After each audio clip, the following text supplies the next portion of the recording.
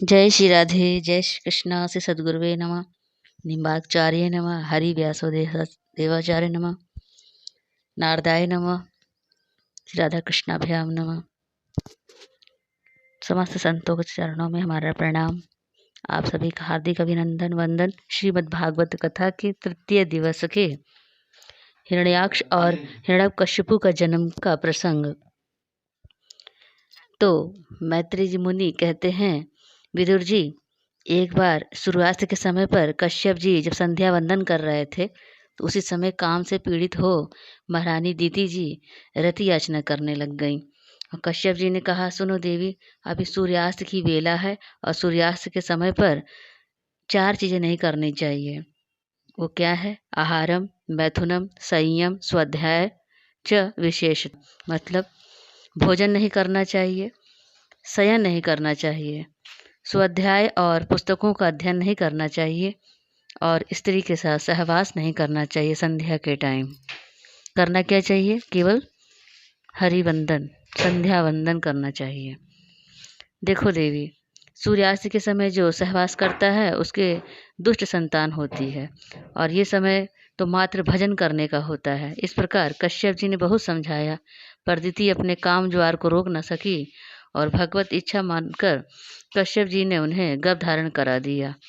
काम ज्वार शांत होने के बाद दीति को पश्चाताप होने लगा। महाराज, मुझसे बहुत बड़ा अपराध हो गया, अब आप ही बताइए ना, इसका क्या प्रायश्चित करूं? कश्यप जी ने बताया, देवी, तुम्हें यह जो ग्लानि हो रही है यही तुम्हारा पश्चाताप है, यही प्रायश्चित है। पाप करने के बाद यदि पश्चाताप हो जाए तो जान लो प्रायश्चित हो गया। कश्यप जी ने कहा, देवी, सूर्यास्त के समय गर्भाधान करने से तुम्हें जो संतान प्राप्त होगी वो बड़ी दुष्ट होगी, पर तुमने अपने पाप का प्रायश्चित कर लिया है, इसीलिए जो तुम्हारी पौत्र होगा वो प्रभु का ऐसा भक्त निकलेगा जो सबको उतार देने वाला होगा। दीति महारानी गर्भवती हुई, परंतु 100 वर्ष बीत गए, उन्हें अब तक संतान को जन्म नहीं दिया। दीति के शरीर से इतना दिव्य तेज निकलने लगा कि स्वर्ग लोग जलने लगा। देवता ब्रह्मा जी के पास पहुँचे, महाराजा, ये प्रकाश कहाँ से आ रहा है? हमारी तो कुछ समझ में नहीं आता। ब्रह्मा जी ने ध्यान लगाया और बोले, मेरे पुत्र जो सनकादि मुनि हैं वह एक बार भगवान नारायण के दर्शन करने वैकुंठ गए।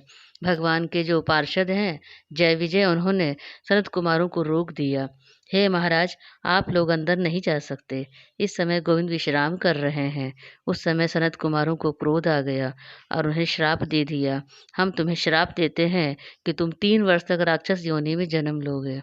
और यही वही भगवान नारायण के पार्षद जय और विजय हैं जो इस समय दिति के गर्भ में है, जो राक्षस की योनि में है, और उन्हीं का प्रकाश है जिस कारण तुम लोगों का तेज मंद हो गया है।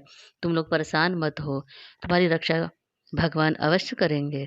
जब 100 वर्षों के बाद उन दैत्यों ने जन्म लिया जिनका नाम से हिरण्याक्ष और हिरण्यकशिपु पड़ा, ये दोनों जन्म लेते ही ऐसे बढ़ने लगे जैसे जंगल में लगी आग बढ़ती है। इनकी ऊंचाई आकाश को छूने लग गई। अच्छा, इनका नाम हिरण्याक्ष और हिरण्यकशिपु क्यों पड़ा? ध्यान देना, हिरण्य माने सोना और धन और अक्ष माने आँखें, अर्थात जिनकी आँख धन में गड़ी रहती हो, अपने धन में नहीं, दूसरे के धन में भी, दूसरे की भूमि में, दूसरे की दौलत में, वो क्या है? वो हिरण्याक्ष है, जिसे कहते हैं लोभ। और हिरण्यकशिपु कौन है? हिरण्यक मैंने सोना, और कशिपु का मतलब है सैया, अर्थात जिसकी सैया सोने की हो वो हिरण्यकशिपु है। यह भोग का प्रतीक है। भोग की प्रवृत्तियों को जितना भोगा जाता है, यह भोग की वासना उतनी ही बढ़ती चली जाती है। इन इंद्रियों को जितना विषय दो, वह इंद्रिय विषय में उतने ही अनुरागी होती चली जाती है। भोग की वृत्ति कभी शांत ही नहीं होती है। ये दोनों लोभ और भोग की प्रतीक हैं। अच्छा, आगे के प्रसंग में हिरण्याक्ष का उद्धार कैसे करते हैं। तो एक दिन छोटे भाई ने बड़े भाई से कहा, भाई भैया जी, शरीर तो लंबा चौड़ा मिल गया पर लड़ने वाला आज तक कोई नहीं मिला। आज मैं बड़ी हाथ में बड़ी खुजली मच रही है। बड़े भाई ने कहा, एक काम करो दिग्विजय, करने निकल पड़ो। कोई न कोई तो जरूर मिल जाएगा। हिरण्याक्ष अकेले ही गदा लेकर के दिग्विजय करने निकल पड़े। देवताओं के यहाँ जाकर जो गर्जना करी, देवता स्वर्ग छोड़ के भागे। किसी का साहस ही नहीं कि जो एक क्षण के लिए उनके सामने खड़े हो जाए। अब क्या होता है, अब गर्जना करता हुआ वापस लौटा तो समुद्र की लहरों में जब गदा का प्रहार किया तो समुद्र का जल भी फट गया और समुद्र के अंदर घुस वरुण लोक पहुंचा। महाराज वरुण से ताल ठोकर पूछा, महाराज हो जाए 2 हाथ, 2-2 हाथ। बड़ा बुरा लगा महाराज वरुण को, ऐसे दुष्ट से भगवान बचाए। हाथ जोड़ के महाराज वरुण बोले, देखो भैया जी, हमारा बुढ़ापा है और तुम्हारी नई अवस्था है, हम आपसे क्या लड़ेंगे। हम तो आशीर्वाद देते हैं कि भगवान तुम्हारी इच्छा पूरी करे। इस प्रकार महाराज वरुण का अपमान करके लौट रहा था कि रास्ते पर नारद जी मिल गए।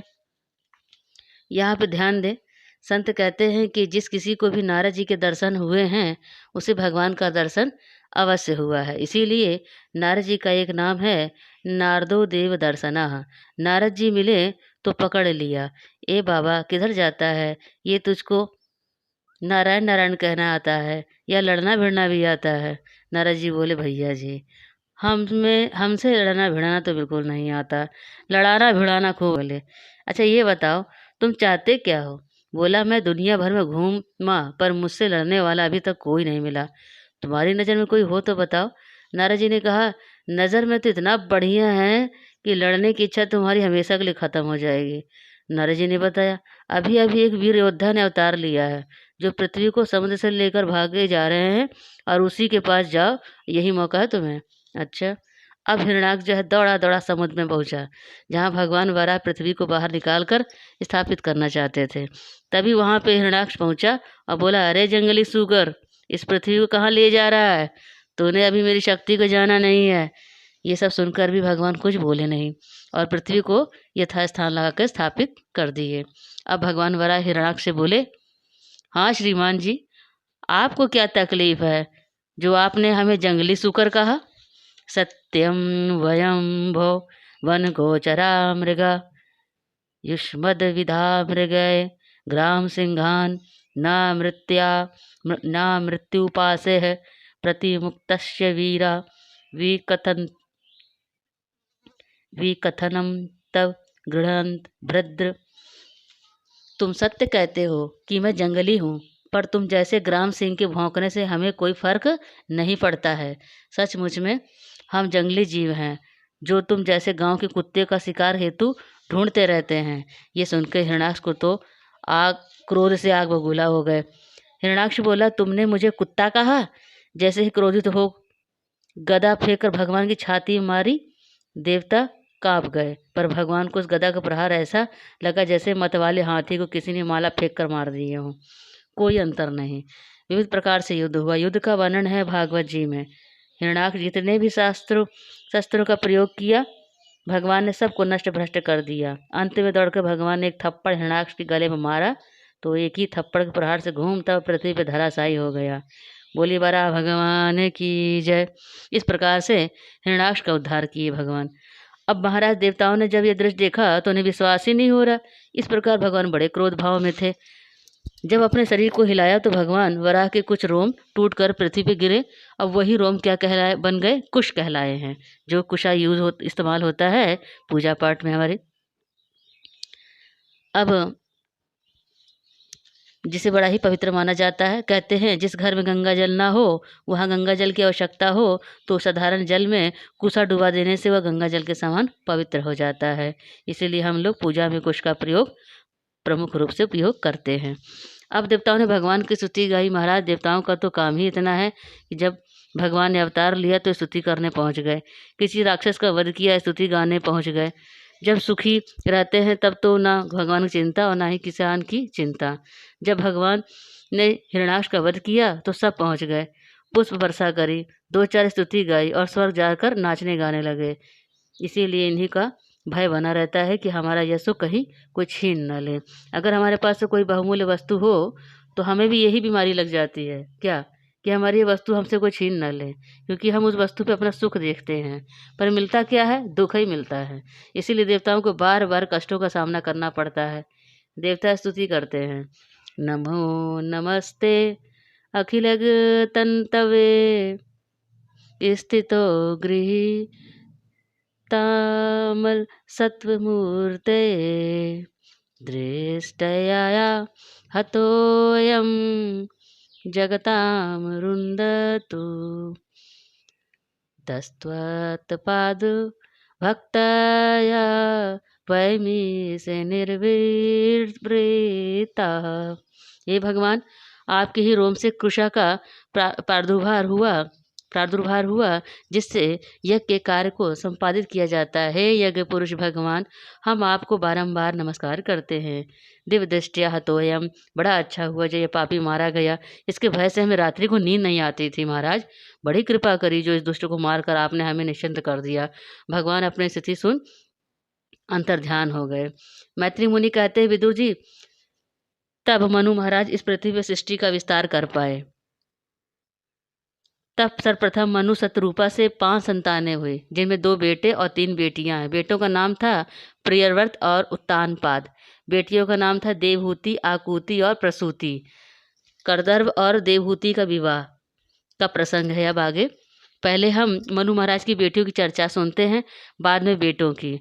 मनु महाराज की माध्यम पुत्री का नाम है देवहूति, जिनका विवाह करदर्भ जी से हुआ। करदर्भ जी ने तो पहले घोर तपस्या की। जब तपस्या से भगवान प्रसन्न हुए, प्रकट होकर के बोले, मांगो क्या चाहिए। तो उन्होंने वर मांगा, समान शीलाम गृह मेद धेनु, मुझे तो ये वरदान दीजिए प्रभु कि मुझे एक सुंदर सी पत्नी मिल जाए। भगवान बड़े जोर से हंसे और मुस्कुरा कर बोले, आपने पत्नी की कामना से इतने वर्षों तक तपस्या की, मैं तो पहले से जानता था कि आपके मन में क्या है। इसीलिए विदित्वा तव चैतन्यम में पूरे समयोजी तत्, अर्थात तुम्हारे मन की बात मुझे मालूम थी, इसीलिए उसकी व्यवस्था मैंने पहले ही कर दी है। करदर्भ जी चौंक गए। मन में सोचा, कैसी व्यवस्था बनाकर आए हैं महाराज। भगवान बोले तुम्हारी सगाई पक्की कर आए हैं। करदर्भ जी मन में बड़े प्रसन्न पर ऊपर से शर्माए। अच्छा महाराज, सगाई पक्की हो गई। महाराज भगवान बोले, बिल्कुल, हमारे यहाँ देरी का काम बिल्कुल भी नहीं है। अच्छा, अब आपने बात पक्की करी है तो ठीक ही होगी, पर कहाँ की है ये भी तो पता चले। भगवान बोले, ऐसे वैसे यहाँ नहीं की है। प्रजापति सुतः समरण्य मुनि विरा वयात मंगलः, प्रजापति ब्रह्मा के पुत्र सम्राट मनु की पुत्री है, जिनके साथ बात आपकी पक्की की गई है। करदर्भ जी बोले, महाराज तो सगाई पक्की हो गई, फिर तो शादी की तारीख पक्की हो गई होगी, कार्ड वगैरह भी छप गए होंगे। भगवान बोले, हाँ भाई, सब हो गया, शादी में भी विलम्ब नहीं होगा। परसों के दिन तुम्हारा विवाह हो जाएगा। परसों अपनी पुत्री के सहित यहाँ पर मनु महाराज आएंगे। सुनकर करदर्भ जी बड़े प्रसन्न हुए, पर ऊपर से मुंह लटका कर बोले, आपने शादी भी पक्की कर दी, पर भगवान मैं तो शादी एक शर्त पे करूँगा। भगवान बोले, कैसी शर्त। करदम जी बोले कहे, मैं शादी तब करूँगा जब आप मेरे घर बेटा बनकर आओ, नहीं तो हम शादी नहीं करेंगे। भले ही आपने रिश्ता पक्का कर दिया है। भगवान बोले, देखो भाई, ऐसा मत करो, तुम्हें शादी तो करनी ही पड़ेगी, और रही बात बेटा की, तो हम बेटा बनकर आ जाएंगे, चिंता मत करो। इतना कहकर भगवान मुस्कुराए, और जब मुस्कान प्रेम की तो हो तो अश्रु बहने ही लगते हैं। तो भगवान जब मुस्कुराए तो प्रेम के बिंदु गिर पड़े और सरोवर में जा मिले।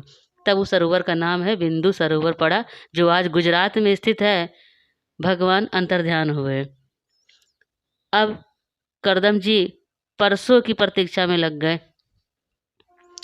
कल बीता, परसों आया। महाराज मनु अपनी पत्नी के साथ पुत्री को लेकर पधारे। देखते हैं कि करदम जी खड़े हो गए। स्वागत किया। आइए महाराज, आपका स्वागत है। धन्य हुए भाग जो आज आपने मेरी कुटिया को पवित्र कर दिया। कहिए, मैं आपकी क्या सेवा कर सकता हूँ। मनु महाराज ने कहा, महाराज परसों हमारे यहाँ नारद जी आए थे। उन्होंने आपका इतना बखान किया कि सुनते सुनते मेरी बेटी ने आपको ही अपना पति बनाने का निर्णय कर लिया। इसीलिए मैं अपनी बेटी को समर्पित करने आया हूँ, कृपा कर इसे स्वीकार करें। पर करदम जी ने कुछ जवाब नहीं दिया। यह देखकर मनु महाराज घबराए कि कहीं महात्मा जी मना ना कर दें। मनु महाराज बोले, मुनिवर, मैं जानता हूँ कि आप तपस्वी हैं, पर कन्या भी कोई कम नहीं है। मैं आपको वचन देता हूँ कि मेरी पुत्री आपके गृहस्थ आश्रम को धर्मानुकूल चलाएगी। ये सुनकर करदम जी बोले, महाराज भला मैंने विवाह करने से मना कब किया। मैं विवाह अवश्य करूँगा, पर मेरी एक शर्त है क्या शर्त है महाराज? आप जितना दहेज मांगोगे सब मिलेगा, कोई कमी थोड़ी है हमारे यहाँ। करदर जी बोले, ना मुझे दहेज तो बिल्कुल भी नहीं चाहिए। मेरी नज़र में तो दहेज लेना नासमझ है। तो फिर शर्त क्या है महाराज? शर्त यह है कि जिस दिन हमारे यहाँ एक संतान हो गई, हम बाबा जी बन जाएंगे। बाबा जी अर्थात घर छोड़ के जंगल चले जाएंगे। अब इस शर्त पे तुम्हारी बेटी हमसे विवाह करती है तो ठीक है। मनु महाराज घर छोड़ के जंगल चले जाएंगे। अच्छा। मनु महाराज मुड़कर बेटी की ओर देखने लगे, इशारा किया, बेटी चलो घर वापस, तुम्हारा विवाह हम किसी राजकुमार से करा देंगे। तुम तो राजकुमारी हो, ये बाबा पक्कड़ फक्कड़ के चक्कर में क्यों पड़ती हो? शादी हुई नहीं और शर्त करते हैं कि एक संतान हुई तो हम घर त्याग देंगे। भला ऐसा भी कहीं होता है? क्या करोगी ऐसे बाबा से विवाह करके? पर बेटी ने सर हिलाया, पिताजी मुझे इनकी भी शर्त स्वीकार है। शर्त कोई सा भी हो पर विवाह तो मैं इन्हीं के साथ करूँगी। ठीक है बेटा, जैसे तुम्हारी इच्छा। ब्रह्मा जी आए, यहाँ पर करदर जी और देवाहुति का विवाह हो गया। सभी ने मंगल आशीर्वाद दिए और करदर जी ने विचार किया कि भगवान की बड़ी कृपा हुई जो हमारा विवाह संपन्न हुआ, इसीलिए उन्हें भी धन्यवाद दे दे। बाबा करदर जी भगवान को धन्यवाद देते हुए जैसे ही आंखें बंद करी कि बाबा जी की समाधि लग गई। कई वर्षों तक समाधि लगी रह गई।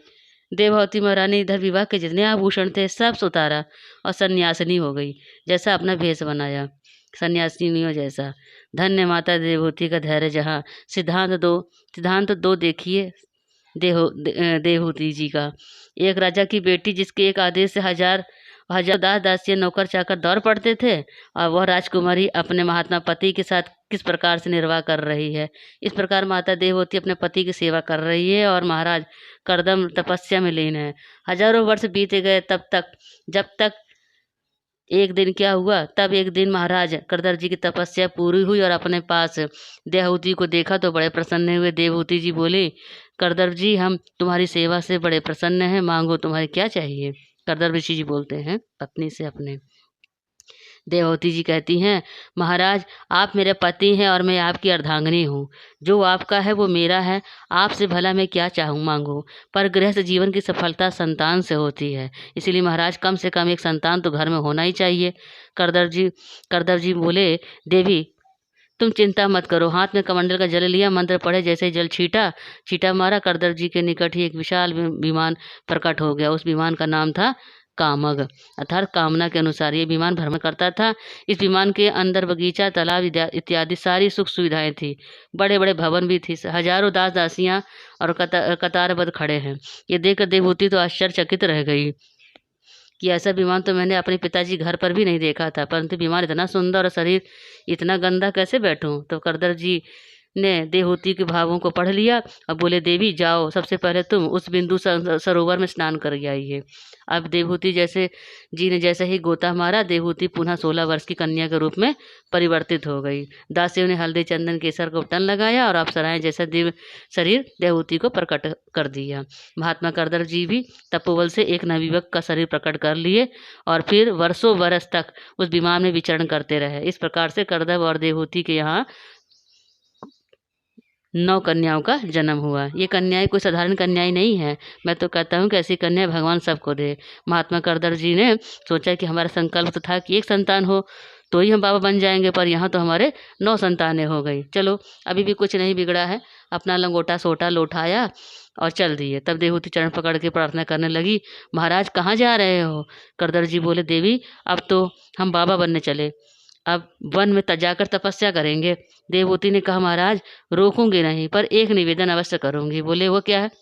महाराज आप तो जानते हैं कि बेटियां पराई होती हैं, विवाह होते ही अपने अपने ससुराल चली जाएंगी, फिर मैं किसके सहारे रहूंगी?